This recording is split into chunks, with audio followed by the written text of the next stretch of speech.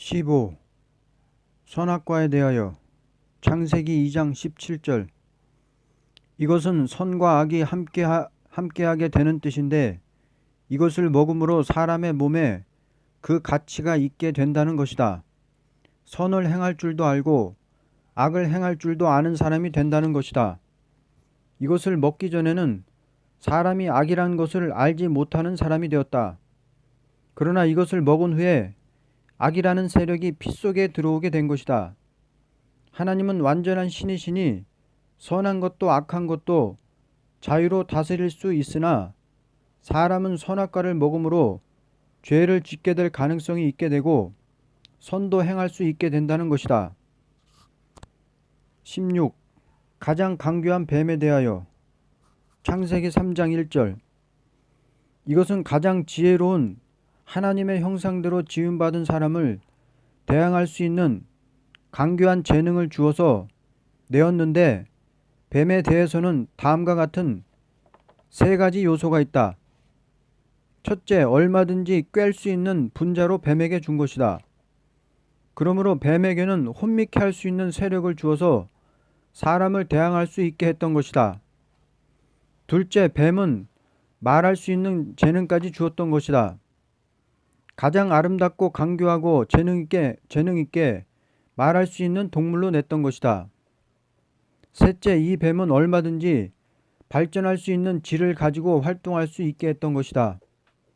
이와 같이 뱀을 창조한 것은 사람에게 이것을 이김으로써 너는 영원히 세세 왕권을 누리는 인격을 가진다는 것이 하나님의 공의의 법칙인 것이다. 하나님의 공의라는 것은 가장 강교한 뱀의 세력과 싸워서 이기는 것을 공의라는 것이다. 그러므로 언제나 강교한 뱀은 사람에게 공의로운 말씀을 지키지 못하도록 방해할 수 있도록 지음을 받은 것이다. 선악과를 먹은 죗값은 무엇인가? 창세기 3장 17절에서 24절. 이것은 죄가 없는 동산이고, 죄가 없는 몸에 죄가 들어오고 원수가 생기고 저주가 들어오고 사망이 온 죄악이니, 이 죄에 대하여 다음과 같이 분석할 수 있다. 첫째, 피조물은 법을 지키면 완전이요 법을 못 지키면 타락이라는 것이 피조물이다. 만물은 사람을 위한 피조물이니, 사람이 법을 지켜서 완전하게 되면 만물도 다시 새로워질 것이고, 사람이 법을 지키지 못하고 타락하면 만물도 저주를 받는 것이 인류에게 준 법이었다. 둘째, 법을 세우는 것은 하나님과 인간과의 밀접한 관계를 맺되 진실이라는 불변의 약속을 지키는 것이 법이라는 것이다. 법이 없이는 친밀한 교제에 완전한 것을 이룰 수 없다는 것이다. 하나님도 인간을 향하여 진실하고 사람도 하나님을 향하여 진실한 것이 법을 통하여 성립된 것이다. 그러므로 법을 범함으로 진실하신 하나님은 말씀대로 그를 죽게 한 것은 하나님은 절대적인 것이 있다는 데서 이루어진 것이다. 셋째, 법은 절개를 지키되 아무런 방해물이 있어도 나를 위하여 변치 말고 지키라는 것이다. 하나님을 사랑한 사람이 하나님 말씀을 의심하고 마귀 말을 참으로 알았다는 것이 인류 타락의 근본이 된 것이다. 그러므로 참회 하나님을 의심하게 만든 것이 마귀요 죄다. 죄의 근본은 참된 하나님을 의심하고 약속의 법을 지키지 않았으므로 축복을 빼앗겼고 저주를 준 것이다. 언제나 하나님은 자기를 참으로 믿나 시험키 위해 마귀를 쓰는 것이 이것이 처음이요 마지막이 되는 것이다. 그러므로 생명나무 열매를 따먹은 사람은 절대적인 마귀 시험이 있어도 하나님은 참이란 것을 믿을 때 먹을 수 있다는 것을 믿는 것이 하나님의 말씀이다. 하나님의 아들과 사람의 딸들에 대하여. 창세기 6장 2절. 하나님의 아들이란 아벨의 씨의 계통인 다른 씨를 말한 것이다. 왜냐할 때 의인의 피가 이 땅을 적신 대신에 하나님이 의인의 씨를 준 것이니 의인의 아들이라고 했던 것이다. 사람의 딸이라는 것은 하나님을 떠난 저주받은 사람을 가르친 것이다. 그러므로 의인의 계통인 다른 씨가 사람의 딸들과 합한다는 것을 하나님은 진노했던 것이다. 하나님은 육체와 같이 할 수 없다는 것은 창세기 6장 3절. 하나님은 육체의 정욕을 따라 행하는 자에게 돕는 역사를 할 수 없다는 것이다. 하나님은 거룩한 신이시니 육을 따르지 않고 영을 따르는 자만 같이 하기 때문이다. 사람을 지으신 데 한탄한 데 대하여 창세기 6장 6절.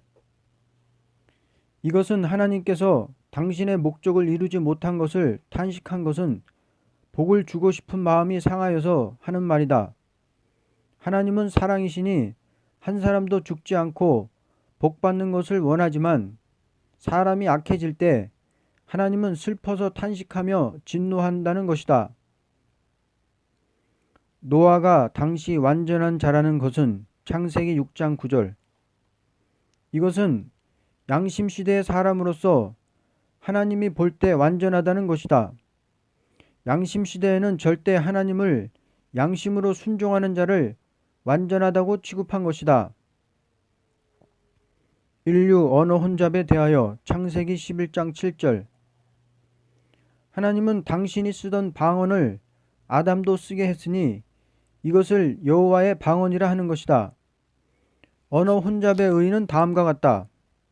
첫째, 하나님은 지면에 사람을 충만케 하는 것이 목적인데 그들이 한데 뭉쳐서 흩어지지 않고 단결된 힘으로 바벨탑을 쌓을 때 하나님은 강건으로 방언을 주어서 동고동락할 수 없게 했던 것이다. 이 방언이라는 것을 자기만 알도록끔 하는 것은 국경을 정하고 그들로 각 나라의 조상을 이루기 위한 목적이다. 둘째, 방언이라는 것은 하나님께서 사람에게 특수한 것으로 준 것인데 하나님이 방언을 주신 신이시므로 어느 나라 방언이든지 하나같이 들으시고 응답하는 것이다. 하나님은 그 방언을 하나님의 신도 사용하는 일도 있다. 언제나 그 나라 사람에게 나타날 때는 그 나라 말로 알려주는 일도 있다. 셋째, 하나님은 축복된 새 시대가 올 때 다시 언어 통일의 역사를 할 것이니 환난 중에 남은 자라는 것은 다 하나같이 언어가 통일되게 되는 것을 새 시대라 하는 것이다. 땅의 모든 족속이 아브라함을 인하여 복받는 데 대하여 창세기 12장 3절. 하나님은 인생에게 언약을 세울 적에 일개 어느 민족을 위한 것이 아니고 천하 만국을 구원시킨다는 목적에서 하나님은 셈의 장막에 나타났다. 이것은 셈의 장막에서 완전한 진리가 이룰 것을 뜻한 것이니 아브라함의 전통적인 신앙을 계대하고 그 자손 가운데서 세계 인류를 구출할 기독교가 탄생할 것을 가르친 것이다. 그리스도로 말미암아 세계 인류는 하나같이 새 땅의 축복을 받게 될 것을 가르친 것이다. 아브라함의 씨가 대적의 문을 얻는 데 대하여 하나님은 아브라함을 극도로 시험해 보고 끝까지 참고 원망치 않고 아들을 바치기까지 순종할 때 아브라함의 신앙을 대적하는 원수는 반드시 심판에서 없이하고 그 신앙을 기본하여 세계 평화의 왕국을 이룬다는 것이다. 그러므로 누구든지 끝까지 낙심치 않고 순종하는 자가 세계를 다스리는 왕권을 갖는 것이다. 하나님은 스스로 계시다. 출애굽기 3장 14절. 하나님은 스스로 있다는 데 대하여 스스로라는 것은 절대 자유로운 권세의 인격을 가르친 것이다. 다시 말하면 그를 지배할 자는 없다는 것이다. 스스로라는 것은 다음과 같은 진리가 있다.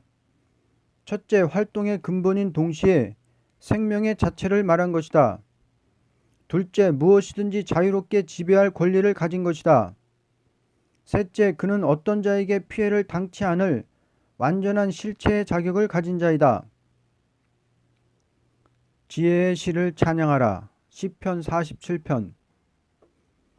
하나님은 완전한 지혜를 받은 자로 세계를 통치하게 하는 것이니 지혜로운 자만이 남아서 여호와를 찬양할 일이 올 때는 세계가 다 하나가 되는 종말의 역사를 통하여 될 것을 가르쳤다. 지혜의 시란 다음과 같은 원리가 있다. 첫째, 하나님의 지혜의 신이 간단하고도 명랑하게 성도를 하나님을 찬양할 수 있게 하는 것을 가르친 것이다. 인간으로 하늘의 비밀을 알 수 없고 시대적인 비밀을 알 수가 없으므로 종말의 하나님의 신이 남은 종들에게 지혜의 시로 찬양을 올리도록끔 하는 것이다. 둘째, 이날까지는 어린 양 예수의 속죄를 중심한 노래를 불렀지만 새 시대가 이루어질 때는 새 일의 역사를 노래하게 될 것이니 이것이 지혜의 시란 것이다. 다시 말하면 속죄함을 받은 사람이 감사 찬송하는 일과 지혜를 받은 자들이 천만인이 쓰러질 때 남은 자가 되어 노래하는 일과 차별이 있는 것이다. 셋째, 지혜의 시로 여호와를 찬양할 일은 거짓 선지에게 미혹을 받지 않고 심판의 다림줄을 쥐고 싸우는 용사들이 부르는 노래를 가르쳤다. 이 노래를 부름으로 미혹의 영은 다 물러가고 마는 것이다. 왜냐할 때 마귀의 비밀이 폭로가 되기 때문이다. 미혹의 영이란 것은 비밀을 폭로시켜서 노래만 불러도 물러가는 역사가 있을 것이니 앞으로 지혜의 시로 찬양하지 않는 자는 마귀의 압력을 뚫고 나갈 수 없을 것이다. 동무와 가까운 친구가 원수가 되는 일에 대하여 시편 55편 12절에서 16절. 하나님은 심판기에 택한 사람에게 모략적인 시험이 오게 하는 일은 함께 상의 처리를 하고 함께 다니던 자 가운데서 원수가 일어날 것을 말했으니 다음과 같이 세 가지로 주의해야 할 것이다. 첫째, 나 자체가 완전히 분별할 수 있는 신령한 사람이 되고 지혜로운 사람이 되기 위하여 스스로 조심하고 하나님께 부르짖는 기도가 항상 있어야 할 것이다. 둘째, 세상 영웅심이나 오락적인 기분을 따르지 말고 언제나 은밀한 가운데 살피시는 하나님만을 교통하는 가운데서 하나님이 직접 주시는 지혜와 지식을 새 힘을 받아서 일해야만 된다는 것이다. 셋째, 나는 하나님의 종이라는 사상정신이 철도한 동시에 사람에게 종이 될 수 없다는 여기에서 아무리 가까운 친구의 사정이라도 하나님의 뜻이 아니면 절대 거절하고 의논조차 할 필요가 없다는 것이다. 만일 하나님의 종이 하나님 중심이 아니고 어떤 친구를 중심하여 의논하고 결정한다는 것은 큰 마귀를 들어오게 한다는 것이다. 결론. 사적 생활에서 말조심하고 사적 일에 주의해야 되는 일이니 사랑과 사상을 통하여 가까운 친구를 끼고 마귀는 역사한다는 것이다. 필요 없는 농담, 필요 없는 시간을 보내지 말고 말세의 종은 언제나 가까운 사람 앞에서는 말조심하고 시간을 아껴가면서 모든 일을 해야 된다는 것이다. 왜냐할 때 말세는 마귀가 허락을 받을 때이니 얼마든지 가까운 친구를 끼고 마귀로 역사할 수 있는 기회를 얻을 수 있다는 것이다. 선지서에 대하여 하나님은 진리의 신이신 동시에 공의와 사랑이 겸전한 신이시다. 그러므로 세계 인류를 죄에서 구원하여 새로운 시대를 이루고자 하는 참된 이스라엘인 영적 교회가 이루어지려 할 때 먼저 완전한 여호와의 책을 세상에 나타낸 것이니 이것이 완전 구비한 하나님의 율법과 선지서라 하는 것이다. 하나님은 모세를 통하여 영자적인 교회를 법으로 가르쳤고 모든 선지를 통하여 앞으로 하나님께서 은혜시대와 심판기에 역사할 일과 새 시대를 빠짐없이 기록하도록 한 것이 선지서라 하는 것이다. 그러므로 메시아 탄생과 십자가 부활 승천 성신 강림은 세계 인류가 완전한 신앙 종교를 이루도록 신앙의 법을 완성시킨 것이다. 믿음이란 3대 시기가 있는 것이니 첫째 오실 메시아를 믿는 율법 시대, 둘째 오신 메시아를 영접하는 은혜 시대, 셋째 메시아의 왕국이 완전히 이루어지는 심판기이다. 그러므로 오실 메시아를 믿는 신앙도 피의 제사를 중심했고 오신 메시아를 믿는 신앙도 피의 제사를 중심했던 것이다. 그러나 메시아 왕국을 이루는 심판기에는 공의의 심판의 법칙에 따라 그 예언의 말씀을 자세히 읽고 듣고 지키는 데서만이 세계 인류가 전멸되는 진노의 날에 남은 자가 된다는 것이다. 그러므로 심판기에는 살아서 새 시대 갈 자에게 선지서의 전체의 글이 다 그들에게 해당되는 예언이다. 신앙의 3대 확신. 첫째, 근본과 종말의 정확성을 확실히 말함. 둘째, 인격의 완성. 셋째, 실천, 즉 생활의 체험. 예언서의 3대 의.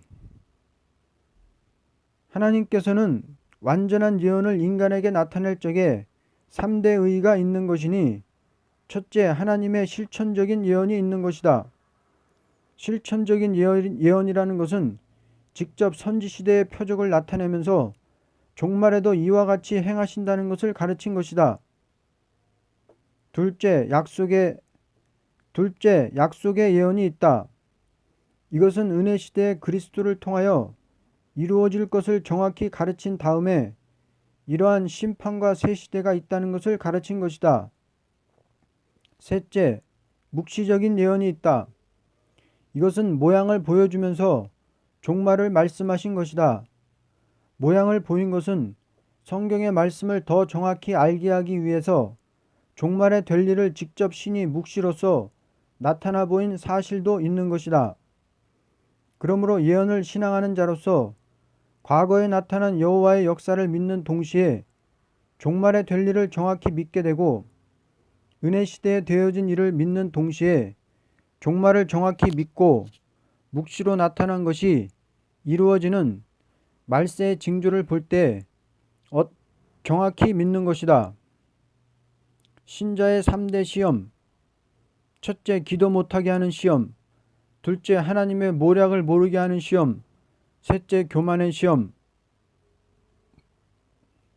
야곱의 도를 가르치는 일에 대하여 이사야 2장 3절. 하나님께서 야곱의 자손된 이스라엘에게 나타난 말씀은 당신의 자녀로서 어떠한 신앙 노선을 걸어가야만 새 시대에 간다는 것이 예언서라는 것이다. 예언서의 목적이 새 시대를 두고 가르친 것이니 죽음을 맛보지 않고 새 시대에 들어갈 하나님의 자녀로서 심판받을 일, 보호받을 일, 두 가지를 가르친 것이 전체의 대지가 되는 것이다. 은혜 시대의 역사라는 것은 이방 민족이 그리스도의 피를 믿음으로써 하나님의 자녀가 되는 역사이고 이방과 유대가 차별이 없이 하나같이 교회가 서서 거룩한 이스라엘을 이루는 것을 뜻했고 예언의 말씀에 심판과 새 시대는 아무리 하나님의 백성된 자라도 다림줄의 진리를 순종치 않으면 망하고 순종하면 새 시대 간다는 것이 야곱의 도라는 것이다. 인도자가 다닐 길을 회파하는 데 대하여 이사야 3장 12절. 이것은 심판기에 되어질 것을 가르친 것이니 교회 지도자들이 극도로 부패해서 양떼들로 마땅히 야곱의 도의 길을 바로 가지 못하도록 가르친 것이다.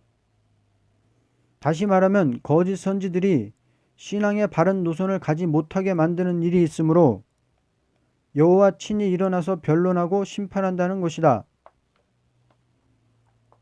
심판하는 영과 소멸하는 영으로 시온을 깨끗게 하는 데 대하여 이사야 4장 4절. 이것은 종말의 심판날에 남은 자에게 임하는 완전 역사를 가르친 것이다. 다시 말하면 영과 육이 아울러 완전 성교를 받아서 새 시대에 들어갈 수 있는 사람이 된다는 것이니 이것을 종말의 강권 역사라 하는 것이다. 시온산과 모든 집회에 대하여. 하나님은 때를 따라 역사하는 것이니 시온산과 집회라는 것은 살아서 시온산 운동에 들어가는 시기를 가르친 것이다. 계시록 14장에 시온산에 14만 4천이 섰다는 것과 동일한 것이니 시온산 운동의 종들이 인도하는 집회를 가르친 것이다. 집회에 대하여 다음과 같이 삼가야 할 일을 알아야 한다. 첫째, 하나님은 앞으로 택한 자를 한데 모으는 역사가 있을 것이다. 알곡과 쭉정이를 가르는 시기에는 하나님께서 집회를 따라서 구별한다는 것이다. 참된 종이 강단에 서는 집회에는 하나님께서 심판의 영과 소멸의 영으로 역사하기 때문에 악령의 세력이 침투하지 못하기 때문에 이 집회를 통하여 많은 사람들이 구출받게 되는 것을 가르친 것이다. 둘째, 재앙기에는 하나님의 보호가 있되 산재 상태에 두는 것이 아니고 택한 자를 한데 모이도록 강권 역사를 하되 그 집회를 통하여 천사의 보호가 같이 하고 하나님의 특별 축복이 집회 위에 내린다는 것이다. 셋째, 집회는 단결된 집회를 가르친 것이다. 사상, 정신, 진리 중심으로서 뭉쳐진 회를 말한 것이다. 하나님은 재앙을 내리니만큼 단결된 집회를 하도록끔 역사할 것이니 환난 시에 남은 자는 단체적인 행동을 하지 않고는 하나님의 큰 역사를 받을 수 없다는 것이다. 환난 중의 구원은 단체적인 구원을 뜻한 것이니 은혜 시대에 영혼이 구원받는 일과는 다른 방법이 있어야 하는 것이 즉 집회운동이다. 북방 아수르를 들어서 진노의 막대기로 쓰는 일에 대하여. 이사야 10장 5절. 하나님은 심판과 새 시대를 목적하고 말씀할 때 이사야를 중심해서 환난도 말했고 또는 하나님의 역사도 말한 것이다. 왜냐하면 하나님은 셈의 하나님이시니 환난을 일으킨 것도 셈의 장막을 중심해서 일으킬 것을 가르쳤고 역사를 일으킨 것도 셈의 장막에서 일으킬 것을 가르쳤다. 그러므로 북방을 들어서 환난을 가져오게 하는 것은 쭉정과 알곡을 위한 모략적인 방법이다. 예를 든다면 알곡과 쭉공이를 가르기 위해 사정없이 막대기로 곡식을 뚜딘같이 종말의 새 시대에 들어가는 참된 종과 알곡된 백성을 골라 쓰기 위하여 북방을 잠깐 동안 막대기로 쓴 다음에 북방을 심판하기 위한 세계적인 인류 전멸의 심판과 새 시대의 일을 가리키는데 대지가 되는 것이다. 아수르와 바벨론에 대하여. 하나님은 완전 사랑이 계신 동시에 그 사랑의 법도를 이루기 위하여는 공의의 채찍을 쓰는 것은 완전한 사랑의 약속을 믿는 자만이 남은 백성이 되고 남은 종이 되어서 그들로 사랑의 동산인 안식의 평화를 주고자 하는 것이다. 그러므로 이스라엘이 하나님의 사랑을 떠나서 세상으로 향해질 때는 북방 아수르를 들어서 막대기로 쳤다는 것은 하나님의 사랑의 품 안에 깊이 들어오라는 교훈이다. 그러나 그들이 아수르의 막대기를 맞으면서도 짐짓 하나님의 말씀을 거역하고 떠날 때에는 바벨론을 들어서 멸망시킨 사실은 회개할 기회를 주어도 회개치 않는 자에게 주는 벌이 되었던 것이다. 그러나 예루살렘이 망한 중에서도 눈물 흘려 기도하고 회복을 원하는 제2세 성도들로 예루살렘을 복국해 한 것은 말세에 주는 교훈이 되었다. 말세에도 먼저 북방을 막대기로 써도 짐짓 교회가 부패할 때에 바벨로서 교회를 황폐화시킬 것을 보여준 역사적인 예언이다. 아수르는 예루살렘 성전을 파괴하지는 못하였으나 바벨론은 성전을 파괴시킨 것은 말세의 아수르적인 북방의 강한 정책이 교회를 망치는 것이 아니고 바벨적인 세력이 교회를 망친다는 것을 가르친 것이다. 바벨은 무엇이냐 하는 것을 계시록 17장은 분명히 가르쳤다. 그러므로 동방의 파사국을 들어서 바벨론을 때린 사실은 영적 교회가 바벨화된 시대에 동방에서 일어나는 14만 4천의 역사가 바벨의 세력을 없이하고 새로운 시대를 이룰 것을 가르치는 역사적인 교훈이다. 가지와 지혜, 총명, 모략, 재능, 지식, 여호와를 경외하는 신에 대하여 하나님은 이날까지의 역사는 온 세계 인류를 죄와 사망의 법에서 해방을 시키는 역사를 하되 생명의 원천이 되는 그리스도의 역사로 완전한 나무가 이루기까지 진보 발전을 가져오는 역사를 한 것뿐이다. 그러나 여기에 가지의 결실이라는 것은 완전히 새 시대를 이루는 역사를 가르친 것이다. 모든 사도와 성도들의 역사는 온 세계 인류에게 싹 되시는 메시아 탄생을 알려주는 데 불과한 것이다. 그러나 말세에 가지된 사명자의 역사는 완전히 남은 자가 될 결실을 맺어서 새 시대를 이루는 역사이다. 그러나 가지에 임한 여호와의 신이란 것은 종말의 세계 통일의 완전 결실의 권세 역사를 뜻한 것이다. 이 신이 임함으로 모든 진리는 끝을 맺는 열매가 된다. 이사야 59장 19절에 여호와께서 급히 흐르는 하수같이 오실 것이라는 것은 종말의 동방 역사를 두고 가르친 것이다. 깃발에 대하여 이사야 11장 10절 싹이 깃발이 된다는 것은 이사야 9장 6절에 한 아기가 나서 다윗의 위에 앉아서 그 나라를 굳게 세운다는 것이 결부되는 것이니 세계 통일의 깃발은 어린 양 그리스도의 탄생으로 말미암아 세계 인류를 다 하나 되게 할 수 있는 십자가의 승리의 깃발을 가르친 것이다. 이날까지의 역사는 세계 인류를 십자가의 피로 사서 하나님께 드리는 역사였지만 심판기의 역사는 승리의 깃발이 서는 동시에 천하의 알곡을 한데 모으는 추수기의 역사를 가르친 것이다. 다시 말하면 적군을 무찌르고 세계적인 통일의 새로운 시온산 정부가 이루어지는 깃발이다. 깃발이라는 것은 전쟁을 상징하는 것이니 깃발 아래 쫓겨난 자를 모은다는 것은 참된 종을 대적하는 원수가 강한 때에 참으로 남은 자가 될 자는 다 한대로 집결시키되 기호를 들고 나오는 권세 역사 아래 통일된다는 것이다. 깃발이라는 것은 완전 승리의 용사가 나타나는 역사를 말한 것이다.